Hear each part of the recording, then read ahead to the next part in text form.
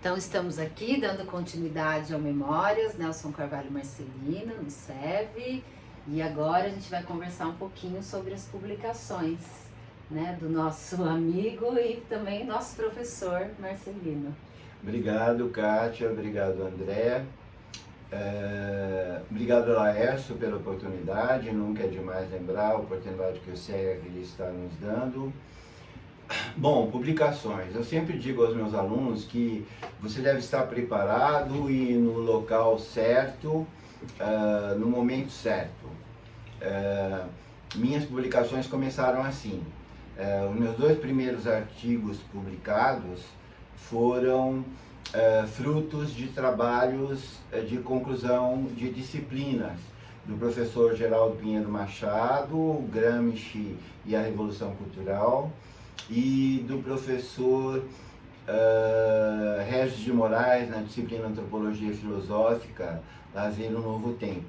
Os 2 foram publicados na revista Reflexão, que existia na época e era muito boa, pelo menos eu achava. E aí, o Regis de Moraes, vendo o meu artigo sobre o Lazer no Novo Tempo, ele me disse, olha, eu e o Brandão, Carlos Rodrigues Brandão, antropólogo, estamos lançando uma coleção chamada Crises. O Brasil estava em crise, continua até hoje, o mundo está em crise, né? E a coleção chamava Crises exatamente porque das crises é que nascem as soluções. E ele me falou que um colega meu do curso de mestrado, estava fazendo também um sobre educação física. João Paulo Subirá Medina, a educação física cuida do corpo e mente. E aí ele falou, você faz um projeto editorial e manda para mim que eu mando para a editora. E eu nem sabia o que era um projeto editorial. E não tinha internet na época, nada. Eu bolei um projeto editorial, que ficou sendo o meu projeto editorial da vida inteira. Eu mandei para lá, foi aprovado, o Regis aceitou de pronto. O Milton, que era o dono da Papyrus, né, entusiasta, não deixou que eu visse a capa antes do livro ser lançado na livraria, de modo que eu vi a capa do livro só quando ele já estava exposto na livraria. Isso aguçou a minha vontade de publicar, mas parou aí. O livro foi lançado, teve várias reedições, né? Nós tivemos 9 edições. 9 edições antes dele ser transformado em e-book, e hoje acho que ele nem é mais e-book.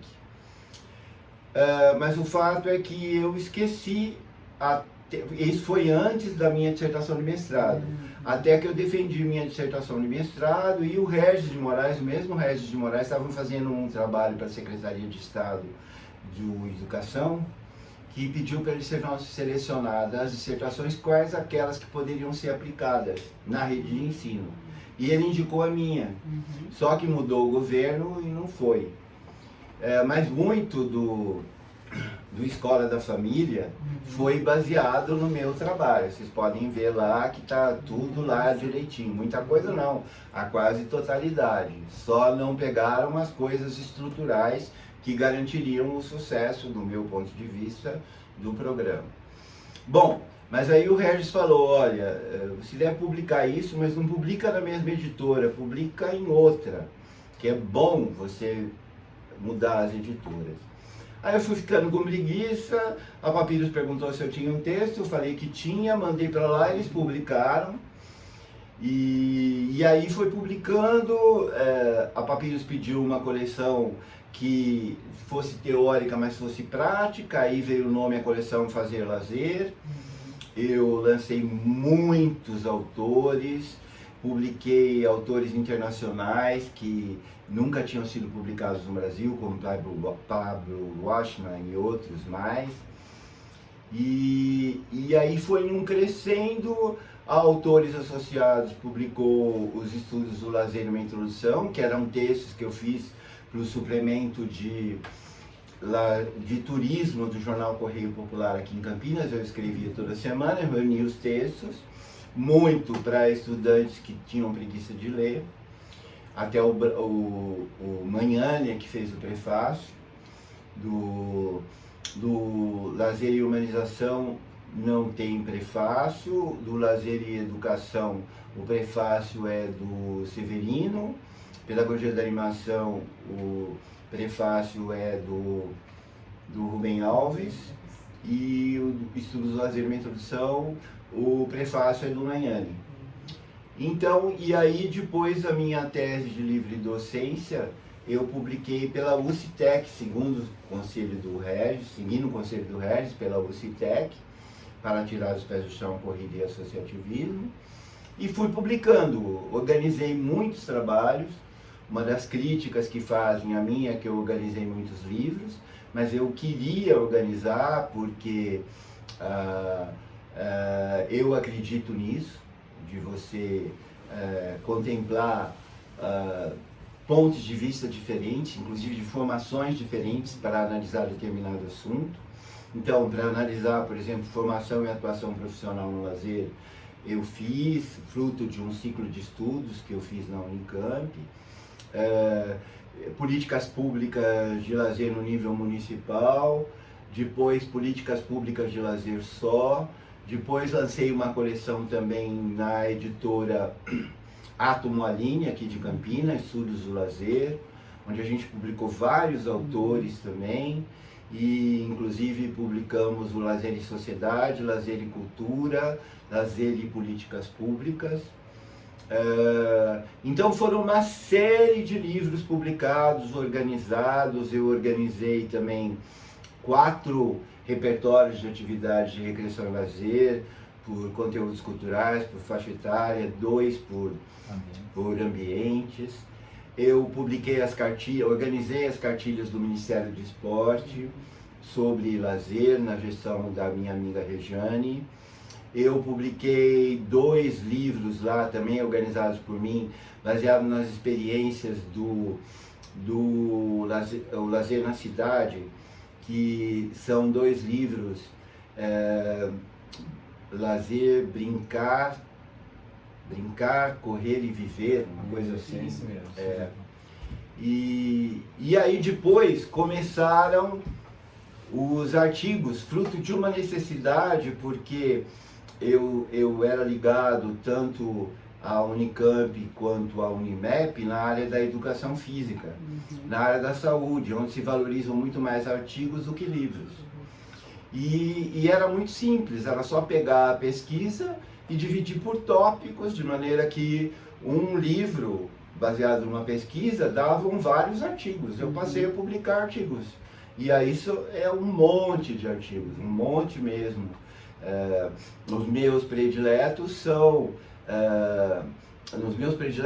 os mais citados são a Academia de Ginástica como opção de lazer, que foi fruto de uma pesquisa que nós fizemos.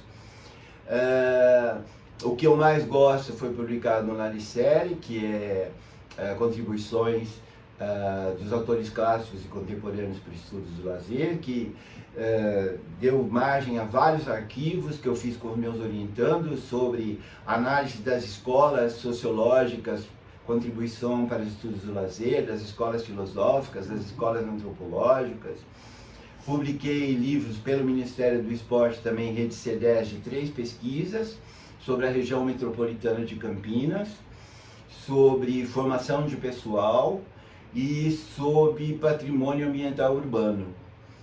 E publiquei livros pela Unijuí, editora da Universidade de Ijuí, ao livro técnico do Rio de Janeiro, autores associados, Papiros, Átomo Aline, UCTEC, enfim, uma série de editores, mas o grosso da minha produção veio da Papiros, a minha primeira casa, e que sempre me incentivou muito para isso.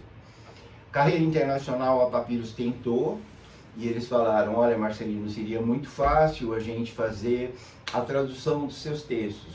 O problema é a distribuição, né? Então a gente optou por não fazer o lançamento internacional. Ele ficou restrito aqui no Brasil, mas mesmo assim tem muitas citações. Você vê lá no Google Acadêmico o número de citações que tem, mesmo sendo textos só publicados no Brasil. Ultrapassa o número de 5.000, se não me falha a memória. 5.000 citações.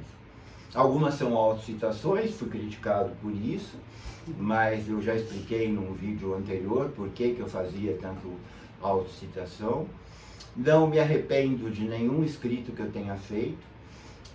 O Lazer e Humanização eu corrigi no Lazer e Educação, que eu estava no SESC, muito influenciado pelo meio do SESC, de produtividade. Então eu fiz um conceito de lazer baseado nessa atividade.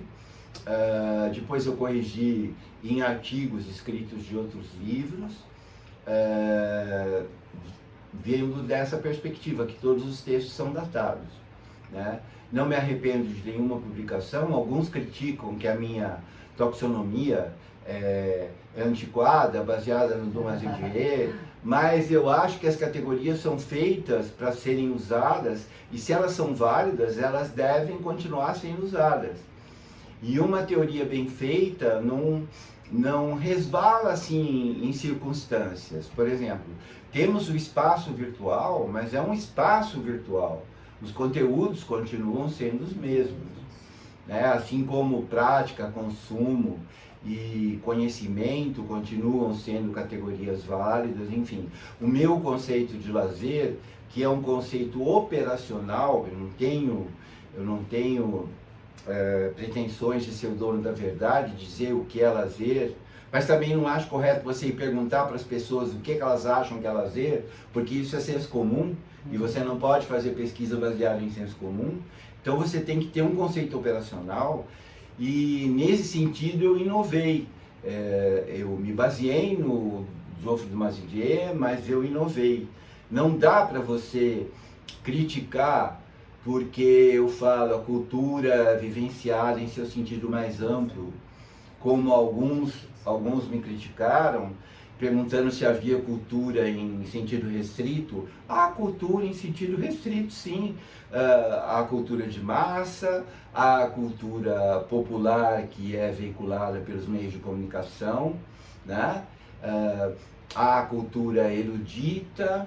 A cultura, entendida em seu sentido mais amplo, é a cultura no conceito antropológico de cultura, né? Então, tem determinadas coisas que eu não aceito. Não é que eu seja turrão, é porque ninguém me demonstrou que eu deveria mudar.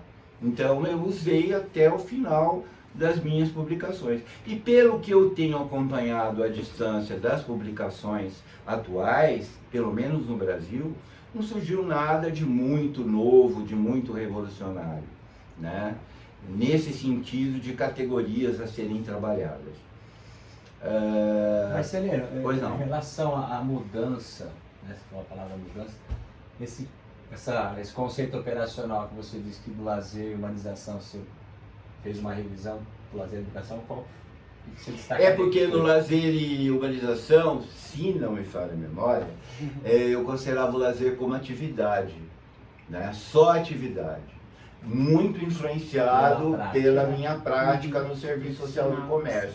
E aí eu mudo no lazer e educação. E tem outras coisas mais, que agora eu não vou lembrar, que eu reformulo no lazer e educação. E aí eu coloco como, nesse sentido, eu revejo a minha posição do lazer e urbanização, eu coloco isso. Muitas pessoas falam também que eu falo muito a palavra crença, acredito, né? Mas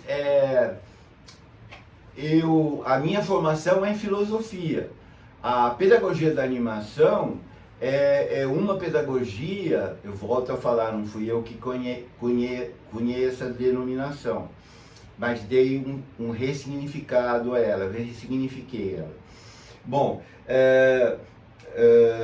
então, retomando o fio da meada, quando eu falo da pedagogia da animação, é uma pedagogia que é baseada na utopia. E o que é utopia? Utopia é alguma coisa que você acredita, aí a crença, o penso, que vai ocorrer no futuro, mas que você já tem as bases no presente, você tem sinais no presente de que essa utopia um dia vai se concretizar.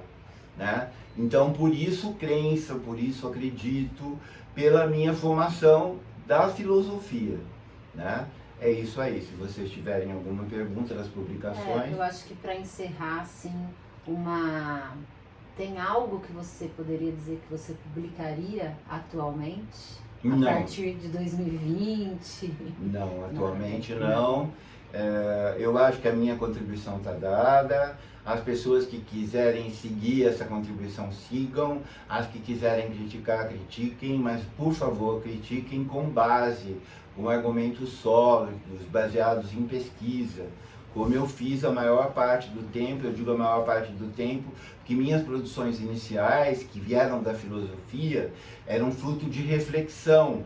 A reflexão filosófica é um tipo de pesquisa, mas não é pesquisa com objeto determinado. Aliás, é o que diferencia a filosofia das ciências, é que a filosofia é uma reflexão radical, rigorosa de conjunto, como diz o Saviani, ao passo que a ciência é baseada num objeto material e num objeto formal, portanto, fruto de pesquisa, da observação, da experimentação, e os meus livros e artigos mais recentes tinham como base a pesquisa, que nós vamos falar num outro período da nossa memória aqui.